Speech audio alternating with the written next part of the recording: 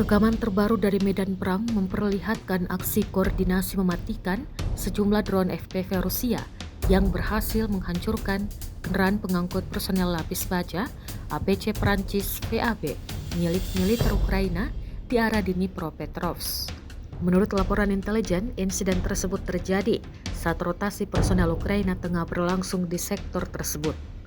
Drone pertama menghantam kendaraan VAB dan menyebabkan kerusakan parah, namun kendaraan itu masih sempat bergerak beberapa meter. Tak lama kemudian, kelompok operator FPV Rusia, Boomer, Jerman, dan Fanga melakukan serangan lanjutan yang berhasil mencegat serta meledakkan kendaraan tersebut hingga hancur total. Rekaman serangan itu diunggah di kanal Telegram Selasa 7 Oktober 2025 dan segera menjadi sorotan.